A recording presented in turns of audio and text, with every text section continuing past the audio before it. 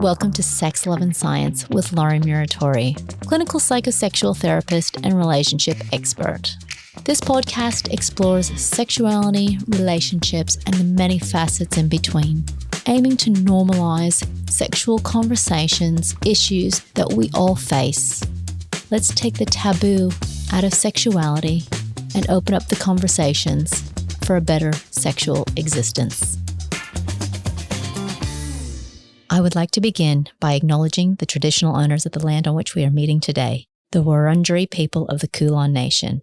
I pay my respects to their elders, past, present, and emerging. Welcome back to Sex, Love and Science. I have an exciting guest here today. This is Toya Ricci. Now, Toya works here at Integrated Sex and Relationship Therapy with me. And Toya, you've been here, I think, for about 3 years. Yes, that's right. It's gone by quickly. Yeah. And so Toya's a sexologist, also does relationship therapy and counseling, and we're ships in the night, so we never see each other. Toya is actually doing a PhD at the moment, which is pretty exciting. And that's what today's episode is on. It is about the decolonization of pleasure. Now, did I get that right? Yes. The only word I would add in there is sexual pleasure. Well, yeah. That was my assumption, but no, fair call. Which is, as you know, pleasure is connected to every other area of your life. So sexual pleasure that you have in other areas will impact your sexual pleasure and vice versa. Absolutely. Yeah. What a fascinating topic as well. So how far into your PhD are you? Well, I feel like with PhDs, that's a bit like asking how long is a piece of string. Sorry. It could go on for forever and ever, but I feel like it's in a really juicy place at the moment, and just having the freedom to just really drill down into a single topic and explore all the nuance of it and figure out actually, what do I want to express? How do I want to talk about pleasure and put myself into it, which is a bit challenging because, as therapists, you don't necessarily put yourself into this space. So that's been really interesting, giving myself permission to be like, how are you expressing this work, even if it is just academic research? The research must be fascinating. And that's, some of the stuff that I'd want to talk about today because, you're trawling through so much research and so much history on this beautiful thesis that you're doing, which I think is relevant for people. And if you're happy to, talk about what you found so far that people would be receptive to, I'd love to hear about it. Yeah, absolutely. The good thing about decolonizing is that it is looking at marginalized perspectives and kind of indigenous perspectives as well, and voices that might have been lost or erased or pushed to the side. That makes it really frustrating because there's no sources or anything for this information. So finding the stories has been really interesting, especially the older historical stories. And because you're going global, aren't you? Yes, absolutely. Look, to kind of get around misrepresenting stories and voices, I've actually unpacked my own DNA and all of the bits and pieces. And so that's given me geographic locations of where to go. So according to my DNA, I'm, parts of me are white European, parts are African, parts are indigenous Puerto Rican. Okay. Which was really interesting to find out. But, I love that I contain the colonizer, the colonized, and the erased. Is that confronting? I like to flip it and think that it's actually really quite exciting because it connects me to everything and everyone. I was just going to say, you are connected to everyone. Yes. So you're the best person for representing stories on this really topic. I think so. Academia may not always agree with me, but yeah. So finding these stories, there's a section of my paper that I've recently started exploring is the dirty blues. Cool. So looking at the way that sexual pleasure was expressed in that music, it's actually like a really clear indication of like what people found sexy and provocative. Oh, okay. This is cool. So all right. What era? What time frame are we like? 1930s. The 30s. Okay. Yes. I kind of feel like I need a whiskey for this conversation. Absolutely. It does feel like really gritty and raw, and I love the people that sang it, even if they were kind of spit up and used up by the system that was there, because they were just trying to churn out these party records. Yeah. And dirty blues were actually excluded from considering to be real blues for a long time because it was party music. It was fun. And so it was more commercial. And so. Wait, it was excluded. So that means you weren't allowed to have one? Well, it was the predominantly white men who decided what was authentic blues. Okay, yes. Decided it was not authentic. The hierarchy of the blues, I suppose. Yes. But some of these records were so dirty that they couldn't have been released like widely because people would have been just outraged. But now even now, some of the song in particular that I'm looking at is called Shave 'Em Dry, and it was performed by Lucille Bogan.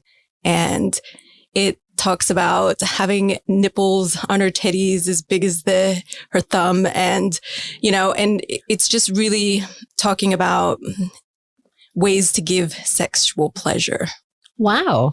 Yeah. And when WAP came out, this song was often dug up to say that, look, we've always been doing this. We've always been, expressing this type of sexuality. But in my research, I actually think that the song is celebrating more sex work.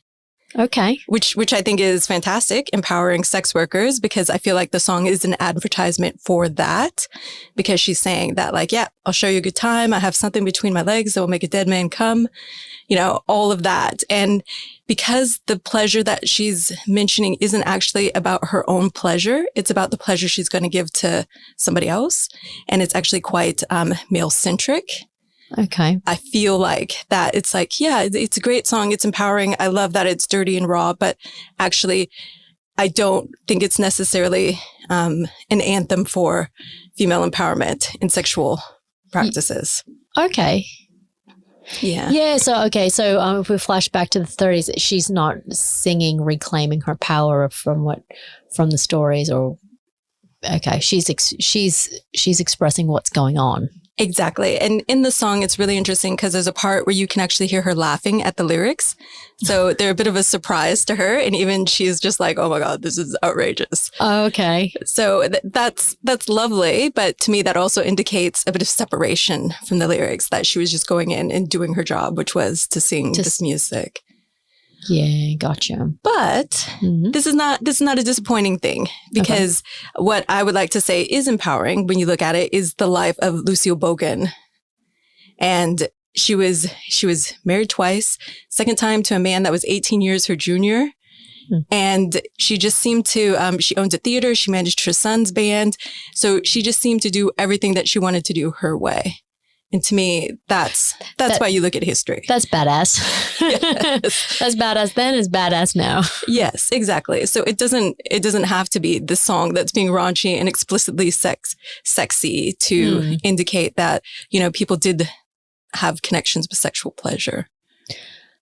And I mean, kind of on a tangent though, it just shows like, as you said, she was kind of laughing about it and maybe how ridiculous this all is. I mean, it just shows even in the 30s, talking about sex was, I don't want to say taboo, but, there was something about that. Absolutely. I think in particular in the African-American communities, when, because, it was like ending of slavery, and this was like the first generation after that. And they were finding out what masculinity meant, what femininity meant, what families looked like. So they were actually allowed to be a bit sexually provocative. And part of me wants to kind of say that the reason why she was allowed to sing that song was because it would have been too threatening if a man was singing it. Yeah. However, there is Jelly Roll Morton, who is on Library of Congress recordings, singing some really raunchy songs because they asked him to.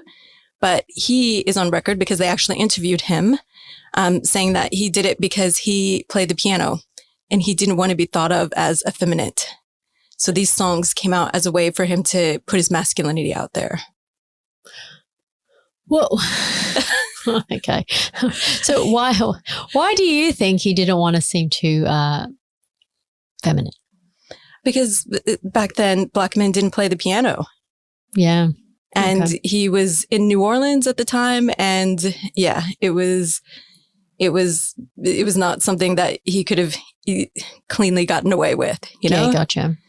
But what's interesting is that when you also dig into his story, you find out that he learned his style of playing from a woman. And so this is what I love about history. And this is what decolonizing means, is that I'm not trying to say, look, this is an alternative version of history, but I'm trying to say that, like, look, these stories can all exist together, that we've always been a little bit connected, that there's always been, you know, pivotal women behind the scenes working out, but the stories just weren't recorded. They were lost. Right. I mean, makes sense. Of course, we're going to want to erase the stories about the women who, you know, might have helped to start things. Yes, but in the case of the blues, the whole genre would have been erased if it wasn't for the United States Project wanting to record folk music. Yeah. And then researchers going in and finding these people and saying, like, okay, and then bringing them in and doing recordings and like getting them to do oral histories. So there might have been people that were better, that represented it more, but they just weren't found. Wow. And this is like, and we've just dived into like blues in America in the 30s. Yes. Like, I mean, and this is one tiny little snapshot of hundreds and hundreds of years across the globe of how sexual pleasure might have been represented or misrepresented. Absolutely. So, and what I'm trying to do is look at different cultural artifacts that really tell rich stories of history. And of course, also looking at the Western history of sexual pleasure that exists. And, you know, all of that has been documented in a very, in a much more scientific way. Mm. But they're all stories. Yes. Yes. And I think part of decolonizing is not to judge the stories. And part of me wants to be like, yeah, it's empowering. Everything is amazing. But also I just want to add complexity. I want to say that, look, sometimes it was really hard.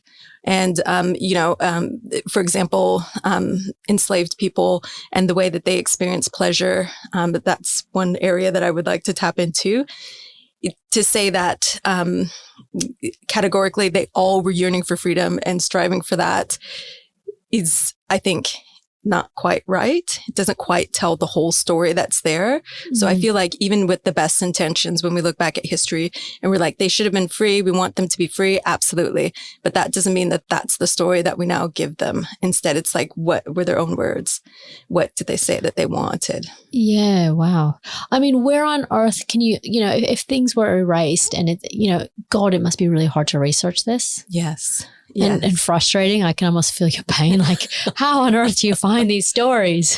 Yes. And there are some slave narratives that tell the stories, that they are a bit problematic because most of them were ex-slaves talking to white people about these stories who they knew were coming from the government. So whether or not they were telling the full truth, you can't really say. But sometimes I think it's good you can read between the lines and see what people are saying. And a lot of them would say like, oh, I hate slavery. It was disgusting. No one should have been treated like that. But then there were some that were like, actually, I kind of missed it because I was cared for. Like I knew where I was going to get food. Like I knew I had shelter, I had a purpose and, but they could still recognize that like, it's best that it's no longer there. Yeah. Wow. Wow. Tell me some of the, I guess, findings, because I mean, you're reading so much and so many different stories. Mm. I mean, are there any messages from the past that you want to highlight that the present need to hear? In sex therapy, you see themes all the time about what culture and society is doing to people and the way that they express sex. And a lot of those themes can be linked directly back to colonialism, because that was the culture that they were putting into people. And particularly in Western societies, that we're all products of colonialism and what happened. So whether or not you want to call it that, we can talk about what masculinity is and the expectations around masculinity. We can talk about, why women feel disconnected from pleasure. And often, it's all kind of mapped out right there in the typical dysfunctions that exist between, people that have penises and people that have vulvas. Yeah. So to me, those types of dysfunctions can have cultural starting points. Yeah. Okay. Let's work backwards then. Let's come up with something that we see a lot of, and can we map it back to colonialism? Absolutely. Okay. So something common in practice. Number one, erectile dysfunction. Sure. Okay. That's either number one or number two. Absolutely. Yes. Okay. Absolutely. All right. ED, pretty common. Let's put a historian lens on it for a minute. Okay. Yeah, absolutely. I feel like it's number one, it's a problem that's always existed. Even into antiquity, you can find ways that this is tried to be resolved. So to me, it's confusing that we've come up with this idea that we have to pretend like it's not an issue. Yeah. And that we're supposed to be perfect. Yeah. Yeah. Or that, the man is supposed to turn up and be hard and able to do their business and have no issues or whatever. And to some extent, I think society is kind of set up to support people with penises being able to do that. So when you think about the way porn is, the way porn looks, and, even just power dynamics that exist, and within society, it's all about that virility, about being strong and everything. So what was colonialism about? It was about conquest. It was about domination, and it was about showing that you were stronger and kind of more entitled, so that to prove that you were justified and exerting your dominance over people. And part of that means that you have to, that you can have sex when you need to, that you can produce offspring. And so I think the concepts of masculinity and the way penises should work are all tied into that and go back to that. So, okay. Yep. Yeah. And you went back in time pretty quick. That wasn't hard. Oh, pun intended. Oh God. Let's do another one. Yeah. Well, I'll actually, maybe I won't go there because it might be a little bit sticky, or just probably not. But one person wants sex and the other person doesn't. Oh, yes. That could probably go so many ways. And yeah, so we were aligned on that because I was thinking mismatched libidos. And I don't know if that's what you're referring to, or just someone who's completely given up on. Not given up, but just, not interested. Not as interested. Yeah.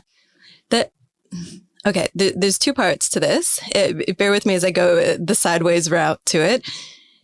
My inspiration to go on this whole sexology journey started when I read an article on the sex practices of ancient Hawaiians.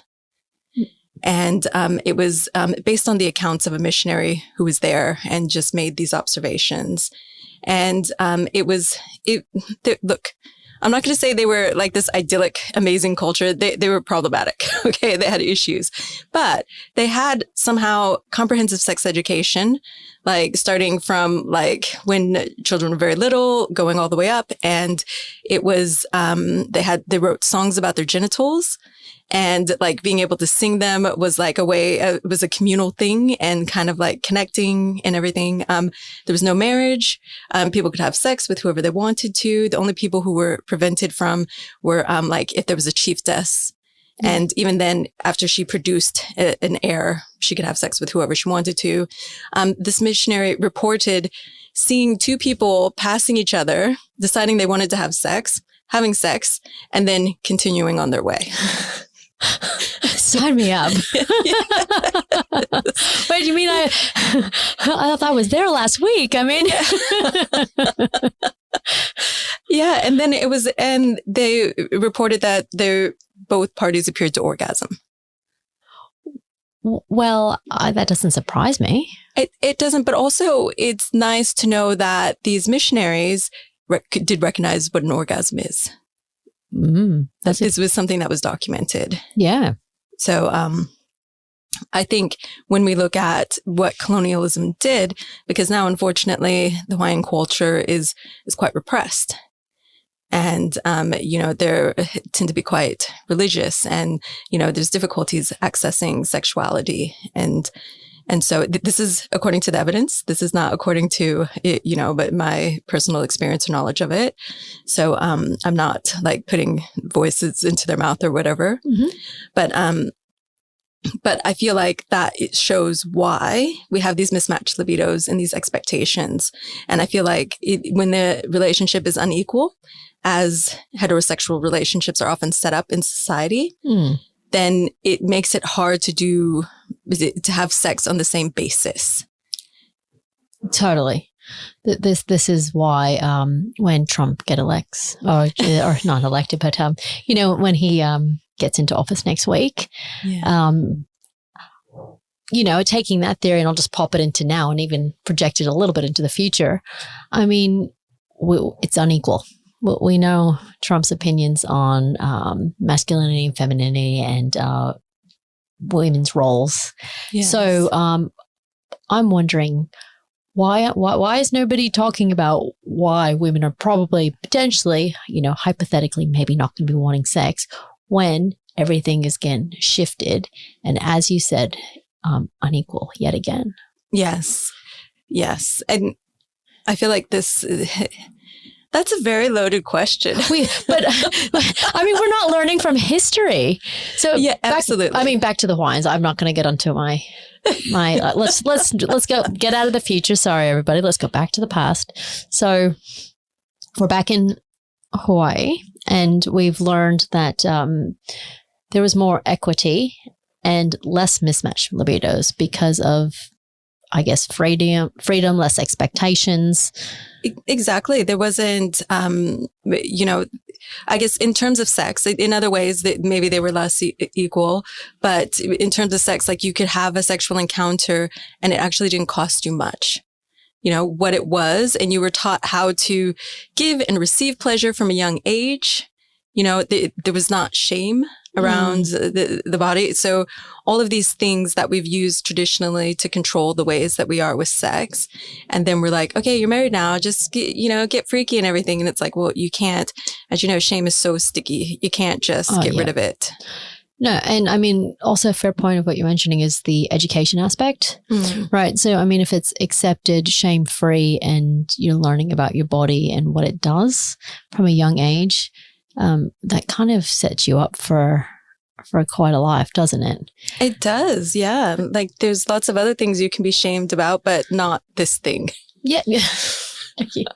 Fair call. Yeah. And yet we're also wondering why we live in a world where people don't understand sex, or why we have so much shame.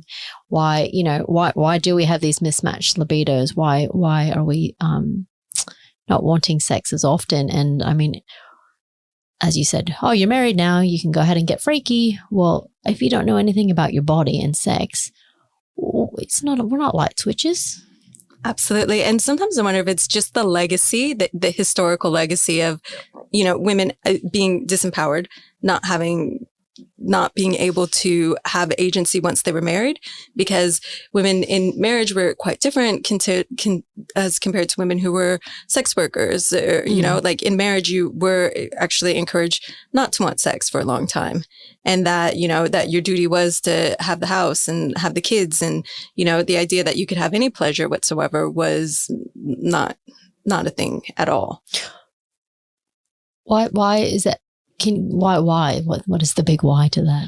I feel like traditionally women have often been used as a civilizing force. And for a long time, that's what men are protecting, is that, respectability. So it's almost like the way that women existed in heterosexual relationships, where they were on a pedestal. And they were the thing to be respected and like not touched and protected, and, because they maintained and kept society going. So a lot of times when the colonials came and they first arrived into the places they were trying to take over, it was only men. And I like to think of it as almost like just like they were just party boys. Basically, I feel like this is the reason why Captain Cook got killed, is because he just kept going back to the Pacific Islands to party, because they'd be like, hey, you're amazing. Hey, here's all of our women, because they thought he was like a god. And in their culture, you kind of sleep with the people that you have the attributes that you would like. Do you? Okay, I didn't. Yeah. So they were just like, yeah, we think you're great. Like, look at all of your power and everything. Yes, please. And What an ego boost. and then they'd throw a feast for them, and they just got to party and everything. So I feel like when the women came in, that had to stop. And oftentimes, they were encouraged to have, before the women came, they were encouraged to have sex with the local women so that they wouldn't have sex with each other. Okay. Yes. And so, but then the idea is that once like the women from the European areas arrived, then now it's a civilized place. I mean, I hate to ask this because I'm not a historian, so I don't know too much. I've seen a little bit of, and know a lot of, particularly in Australia, men coming over, the sex wasn't necessarily consensual. Yeah. So, I mean, I probably don't want to, but I'll ask it. Is in the research or stories, is it consensual, not consensual, everything? What are we looking at? I think it was a bit of everything. Yeah. And to me, this is part of it, is bringing up the complexity. Because like I said, there were some cases where the people were like, yes, please have sex with us. And like, we think you're powerful and amazing. And it could be that that's what made them feel entitled to just have sex with everyone. But also, when they're seeing people who clothe themselves differently, and there's a bit more nudity and everything, and they're coming from cultures where everything is like covered up and kind of repressed, then they think, less of the people. So I think there was horrible sexual violence. Well, I know that there was horrible sexual violence that was perpetuated. And initially the colonies, they tried to enact a lot of laws to protect against that. One thing I didn't say is that part of the civilizing factor when the European women arrived in the colonies was because they didn't want them to have sex with the local men. Okay. So of course they have to be protected and maintained. So a question. What would happen, if a European woman wanted to have sex? There's only a few cases of that. And I don't know if that means that it probably happened less often overall, but also maybe it was less documented because shame and everything. Yeah. But a lot of them, it's basically they were choosing to give up their lives. They would lose their status. They would lose, everything. But can I just say that, even there's so much mixed race that is right that obviously no one stopped having sex with each other. Exactly. Let's all check our DNA. It's quite mixed. Yes. And it's problematic because of the attitudes at the time. It's like, yes, I can have sex with you because there's like an ownership of you, or like you're less than me, so I can exert my will over you. So obviously the power dynamics were not great. So you can't say very clearly that there was a lot of what we would now consider to be consent. Yeah. I couldn't imagine, but that's my naivety. Okay. I think there's probably a lot of sex for survival, though. What do you mean when you say that? So if you have an enslaved woman and the slave owner is like, okay, I would like for you to have sex with me.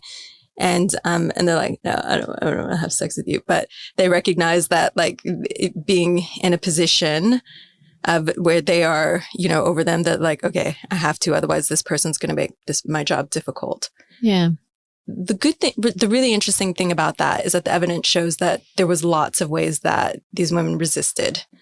And so it's not like they were just always taken advantage of. Some endured horrific beatings, some ran away, some, just undermined the slave owner's authority at every turn, or just caused chaos. So there was resistance to these things. Yeah. But ultimately, many of them had to give in. Yeah. And maybe let's put that into the present. Yeah. Because, I mean, what you're really talking about is obligatory sex. Mm. I mean, with a massive unjust power dynamic, right? So, but I mean, let's say we're in a marriage where we're assuming it's more equitable, right? But society is also subconsciously, unconsciously, it's not equitable, but we're pretending it is. Yes. And so we're still doing the same thing. We're still having this obligatory sex. Yes. Not out of the same exact reasons, but again, we haven't learned from history. No. But also there's not many alternative scripts. So I'm not great at remembering names and names of theories, but there is something about this, about being obligated to have sex, and how it in our culture, if you don't want to have sex, then something's wrong with you. Or if you want to look at sex outside of the three acceptable ways, then something's wrong with you. So I feel like that part of that is remnants of colonialism, and because they needed to control sex so that people didn't mix. That's just mind blowing. All right, let's go. I'm the optimist. Let's go into a different direction. Yeah. So take me back to another culture or civilization where it wasn't obligatory and why that went well. So you spoke about the Hawaiians. Yes. Is there another, I guess, culture you can comment on that, sex was more equal or freeing, or, marriage wasn't expected, therefore we're all going to have great sex? Yeah, there's some research around people in the Amazon. But what I found interesting about that is that they did have a freedom that they could go in and have sex with people. But like he was saying, what's interesting is that the researcher, the ethnographer who went there was saying that it's amazing because they're naked, but they don't have accidental erections. And, like everybody's naked, but no one's like turned on and horny, and, that they do everything in full view of each other. So they sleep together, they eat together. Is that the only things that they do in private are, pooping, and having sex. Okay. So I find that very interesting, what they considered to be intimate, and the things that they took to the side and didn't want to be witnessed in. And to me, that's fair enough. And I wonder if history over time, in particular the church, if they just put too close a lens on what was happening in the bedroom. Like maybe it's like, okay, there's so many different ways that you can express and do things. But when it's just, you're in the intimate situation, then anything can go, and it's just an understanding between those two people. Yeah. So I find that really interesting. That is fascinating. So, but can I also mention something else slightly nerdy about that? What was fascinating was that he described all the different loincloths and the ways that people covered their bits. And they were like, okay, if they have a penis, then they might wear this type, because they'll be swimming in the river and they don't want fish, to bite their private parts. Yep. But what was interesting was that the people with vulvas, they would fashion these loincloths that would press the vulva lips together. Which makes a lot of sense when you're in the jungle and, you don't want things to necessarily go into that area. So this is something else that I really love, that, we for the longest time, they were called primitive people. And in fact, this book is called Sex Lives of Primitive People. But to me, that's science. That is a science that they developed. Yeah. And it's just practical. I mean, like, who's going to want, I don't know, giant ants and scorpions? I don't know what else is in the Amazon, but, crawling in their vulva. Yeah. Yeah. But they just weren't. It's weird because they were curious, but they thought themselves so above the people that they couldn't actually just ask the people about their lives or even what they wanted to be called. So I have the Taino people, who are the indigenous people that were in the Caribbean area. And even that name is just like, because when the conquerors came in, they thought that they were the Caribs, who were just like really fierce and really kind of bloodthirsty. And they were like, Taino. And that means I'm a good person. I'm good. I'm not like them. But then that's what they called the whole people. And then they couldn't even be bothered to find out different subtribes. So it's actually been applied to a whole category of people without like noticing the designations between the people. Gosh. Yeah. Wow. I'm just blown away. This has been such a good chat.